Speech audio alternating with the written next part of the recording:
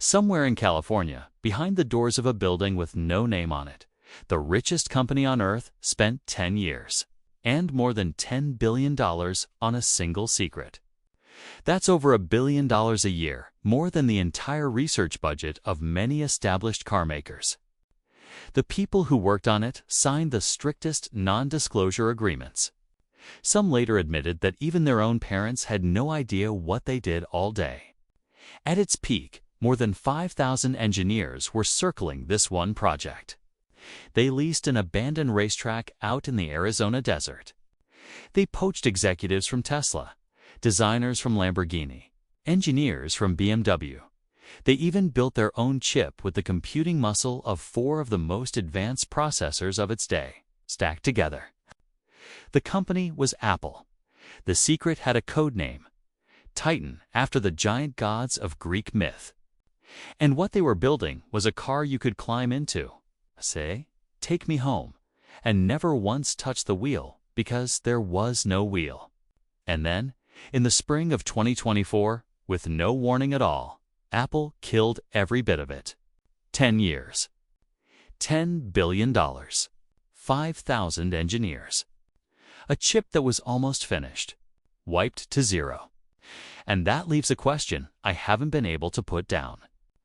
Apple is a company that dares to do almost anything.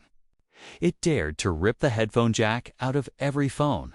It dared to throw out connectors people had used for years overnight. It barged into music, into payments, into silicon, and forced an entire industry to move at its pace. And yet this one market, a market worth trillions of dollars a year, one of the largest consumer markets on the planet, Apple tried for 10 years, and in the end chose a single word: retreat. Why? Why would the company that fears nothing not dare to take the biggest slice of all? That's what this video is going to take apart. And I'll give you the conclusion up front. Apple's I dare not hides more than a single failure. It hides a wall even Apple couldn't climb.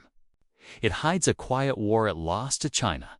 And it hides a line written in China more than 2,000 years ago. Lao Tzu said, "I have 3 treasures. And one of them is this: I dare not be first in the world." So was Apple's retreat cowardice? Or was it wisdom? Let's take it slowly. First, let's talk about how badly Apple wanted this car. The story actually starts earlier. Back in 2008, when Tesla was brand new, Steve Jobs himself is said to have toyed with the idea of building a car. And here's a detail most people don't know. During Tesla's hardest years, minus 2017 and 2018, when it was deep in what Elon Musk called production hell, Musk says he personally reached out to Apple's CEO, Tim Cook, to talk about Apple buying Tesla outright. The price he had in mind was about 1/10 of what Tesla would later be worth. And Cook? He wouldn't even take the meeting. Sit with that picture for a second. If that one conversation had happened, the world today might look completely different. But Apple let it pass. And then it made a decision. I won't buy it. I'll build my own. And so, Titan was born. Apple's vision for this car was, at first, almost frightening in its ambition. Full self-driving, no steering wheel at all, passengers seated in lounge chairs, facing each other, just talking. The plan was to leapfrog the entire industry in a single bound. But over 10 years, that dream got cut down, one blade at a time. First, they discovered that true, full self-driving was simply too hard to crack. So the steering wheel came back. Then the launch dates slipped, again and again, from 2019 to 2021 to 2025 to 2026, and finally to 2028. The target price dropped too, from $120,000 down to $100,000. Inside Apple, by the end, the project had earned a nickname. They stopped calling it Titan. In private, they started calling it the Titanic. The biggest, the most luxurious, the most anticipated ship of all. The one that hit the iceberg and sank to the bottom of the sea. So what was the iceberg? What actually sank Apple's ship? Most people assume it was the technology, that they just couldn't solve self-driving. But the truth is colder than that. Apple was perfectly capable of building a car. Drop the goal from full autonomy down to driver assistance.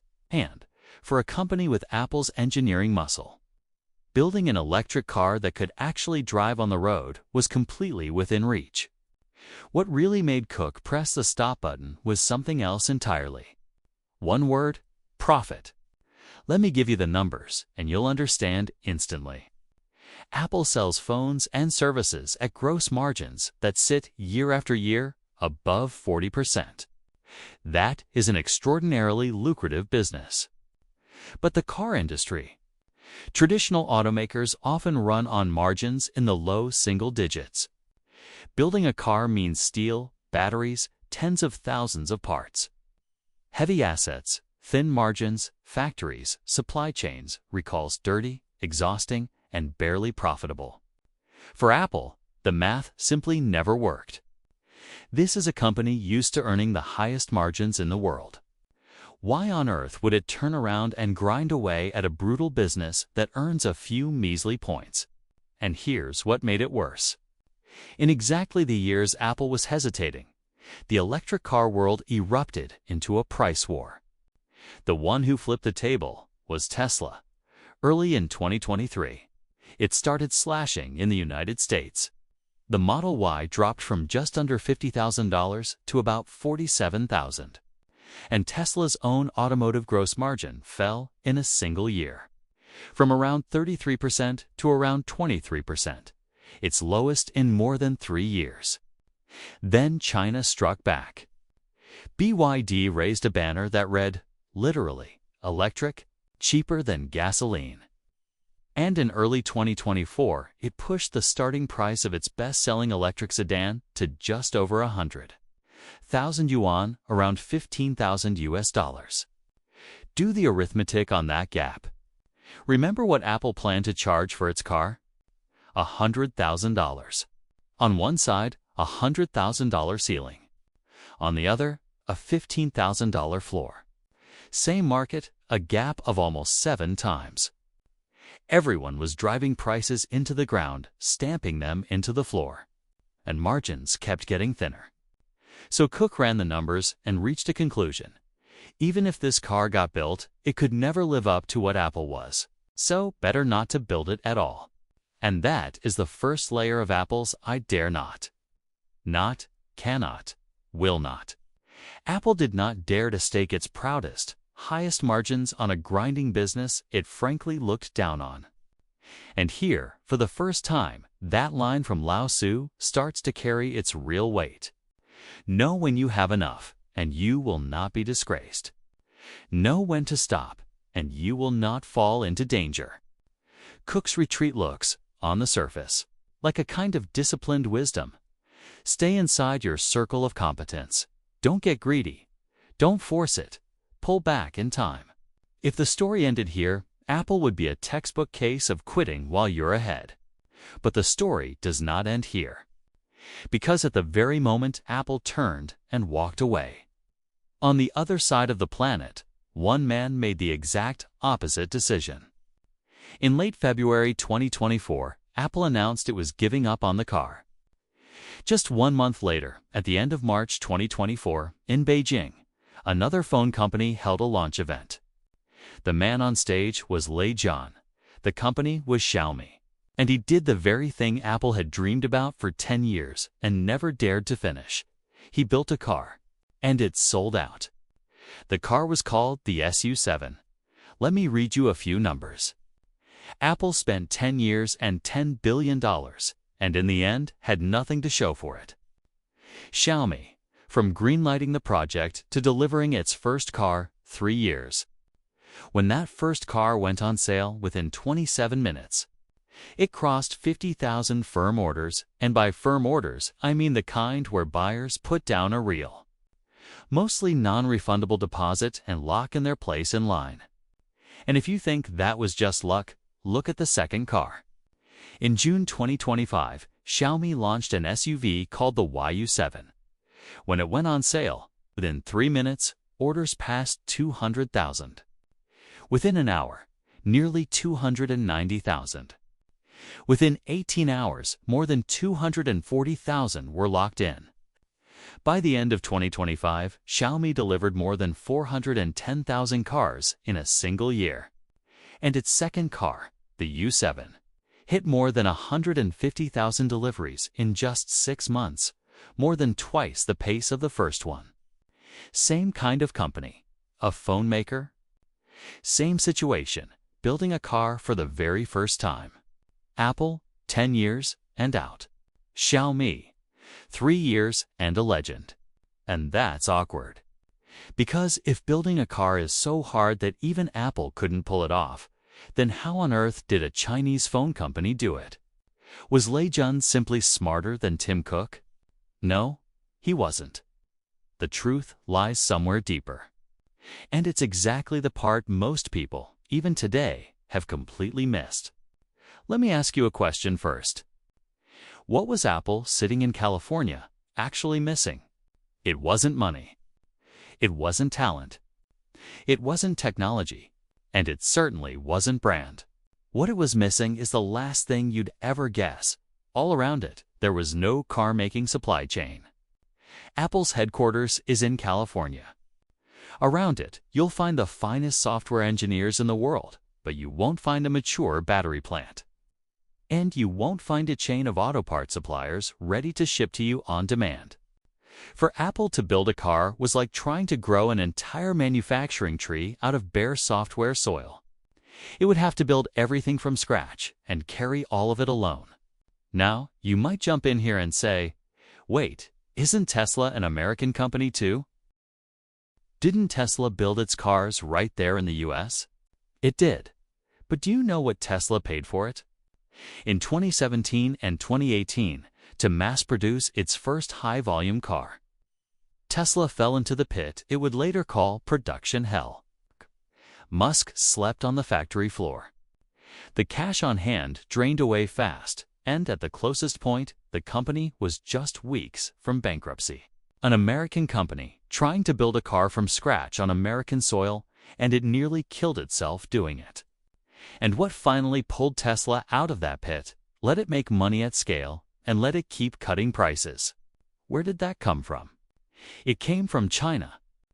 In 2019, Tesla went to Shanghai and built a factory from breaking ground to the first car rolling off the line in under a year. Today, that Shanghai factory accounts for roughly half of Tesla's global output, and it's the company's single biggest export hub. The share of its parts sourced locally climbed from around 30% to around 95%, backed by more than 400 Chinese suppliers. On average, every 30 seconds, another Tesla rolls off that line. So look at what that means. Even Tesla, the flagship of American electric cars, only survived. And only got to fight that price war by standing on China's supply chain. Apple saw all of this. A road on American soil that had nearly killed Tesla. A profit margin painfully thin. And the reality that even if you wanted to scale, the cheapest path still circled back to China. And Apple drew its conclusion. This road is not worth walking. And Lei Jun. He didn't even have to fight his way through that near-death struggle the way Tesla did. In China, from the very start, he was facing a completely different situation. Because in China, especially in the regions around Shanghai and Shenzhen, sits the most complete, most concentrated electric vehicle supply chain on Earth. The tens of thousands of parts a car needs: batteries, motors, controllers, screens, seats, chips. You can find suppliers for almost all of them within a few hundred kilometers.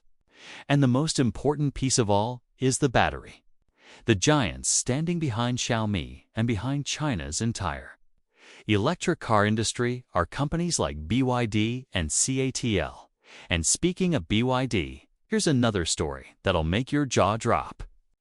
Back in 2011, in an interview, Elon Musk was asked about BYD, and he just laughed. He said, "I don't think they're a competitor.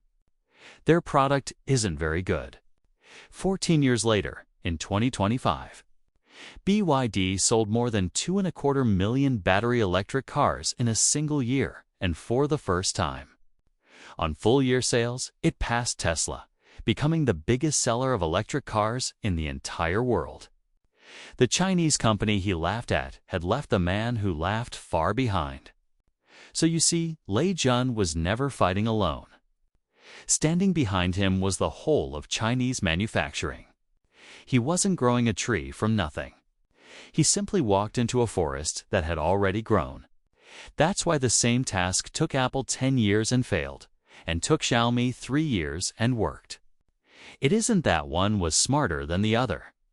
It's that they were standing on completely different ground, more than 2,000 years ago. A Chinese strategist named Han Fei put it with brutal clarity: power is not in the man, it's in the position. That is what lets the few overcome the many.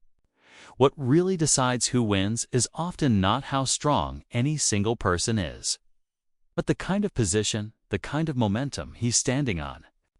Cook could be brilliant and still be standing on land with no supply chain. A single tree can't make a forest.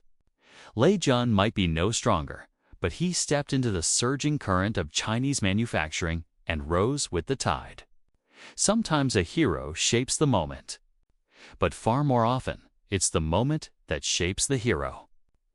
Now you might be thinking, so Apple just lost? Then it threw away a $1 trillion wave. Not so fast. There's another twist here. I told you Apple didn't dare build a car because the margins were too thin. So the company that did rush in, Xiaomi, did it actually make big money? Here's a detail most people overlook. Xiaomi's cars sell like crazy, and yet, even now, on paper, the car business is, much of the time, still losing money. Even after Xiaomi finally turned a full year of operating profit on cars in 2025. The moment it hit the first quarter of 2026, it slipped right back into the red, losing more than 3 billion yuan in a single quarter. That's over $400 million. On every car it sells, it may still be paying out of its own pocket. And that proves exactly what Apple was afraid of. That wall, the wall of profit, is real. The car business is heavy, brutal, and barely profitable. So if it's losing money, why is Lei Jun fighting so hard to do it? Because Lei Jun and Apple are not even playing the same game. What Apple wanted was a car that, on its own, prints money, a single, enormous payday. What Lei Jun wants is not the profit on this one car. What he wants is to wire phone, car, and home into one complete ecosystem. You buy Xiaomi's phone, then its car, then the appliances in your home, and now you're inside one giant net. The car, even if it doesn't make money for now, is the crucial knot that keeps you in that net. The car is a piece on the board. It is not the board itself. So look, facing the very same wall of profit, Apple chose to turn around because it treated the car as a product that had to make money on its own. Xiaomi chose to charge straight through because it treated the car as one piece in a much larger game, where the money lost here can be won back somewhere else. And now, go back to that line from Lao Tzu, "Dare not be first in the world," and the flavor changes completely. Dare not be first was originally a kind of wisdom. Don't rush to stick your neck out first. Don't be the one who walks into the minefield, takes the wrong turns, and bleeds for everyone else. Let others charge ahead. You watch, you learn the road, and then you walk it steadily. It's a deeply shrewd philosophy of living. And Apple's retreat does carry that wisdom. It did not pour tens of billions, hundreds of billions, into a battlefield where even Xiaomi is still bleeding. It protected its margins. It protected its own safety. Purely as a matter of holding ground, it made the right call. But, and the most fascinating thing in all of philosophy, lives inside that but, 'cause that line "dare not be first" hides a condition inside it. When Lao Tzu says "dare not be first," it's in service of something. Put yourself last, and you end up ahead. The whole premise is that, sooner or later, you can still catch up, that the lead will, in the end, come back into your hands.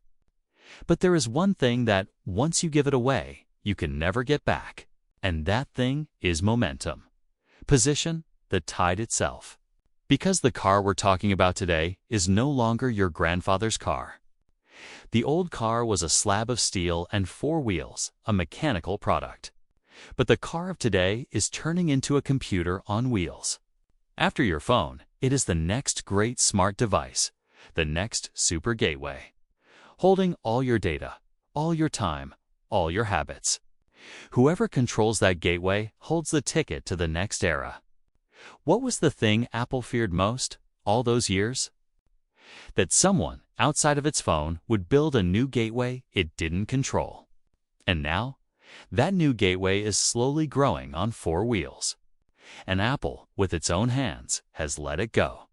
That is the price of Apple's I dare not. It held on to today's profit, but it may have handed away tomorrow's gateway. It got the question about safety right, and may have gotten the question about the future wrong. In The Art of War, Sun Tzu wrote, "The skilled warrior seeks victory in momentum, and does not lay the burden on his individual men." Momentum, you can't see it, you can't touch it. But it has one quality. It has direction, and it flows like a tide. Move with it, and you do twice the work with half the effort. Move against it, and you can't take a single step. And once you step out of it, the tide does not wait for you. It carries everyone else off, toward a shore you can no longer reach. Apple dodged the losses right in front of it, but it may now be standing on the bank, watching the tide pull away from its feet and rush toward someone else. So, back to the question we started with, why won't Apple dare to enter this trillion-dollar market? By now, we know this I dare not has at least 3 layers. The first is, will not. Apple ran the numbers and refused to trade its highest margins for a bitter, grinding business. The second is, cannot. It sits on land with no supply chain. A single tree can't make a forest, and with all its hundreds of billions, still couldn't grow from scratch the forest others already had. And the third, the deepest layer, is a bet. Apple is betting that pulling back is knowing when to stop, that it's wisdom. It's betting that by giving up today, it can still come back tomorrow. Is that bet right? Or is it wrong? Honestly, there's no answer yet. Maybe, looking back 10 years from now, Apple will be grateful for its own coolness, for not leaping into that money-burning fire. Or maybe, looking back 10 years from now, people will say, that was an entire era Apple let slip through its fingers. Lao Tzu said dare not be first in the world and called it wisdom. But there's another old book of Chinese wisdom that says, when you are advancing, already be thinking of the retreat, and when you are in retreat, already be thinking of the advance. To pull back when you should pull back, that is knowing when to stop. But to not dare to advance when you should advance, that isn't wisdom. That's just missing your moment. Whether a step backward opens up the whole ocean and sky, or drops you into the abyss, never depends on the act of stepping back itself. It depends on this, what you stepped out of. Was it a fire you should have avoided, or a future that should have been yours? Apple's answer is hidden in the years to come. And yours? If it were you with $1 trillion in hand and in front of you a market that's huge, brutal, and dangerous, but that might just lead to the next era, would you dare to walk in? Or not? That question I'll leave with you. So before you go, tell me in the comments, if it were you, would you have walked in or walked away? And if you want more stories like this one, business, read through the lens of China's oldest wisdom, then subscribe and stay. Because behind every empire and every fortune, there's a line written thousands of years ago. Next time, we go find another one.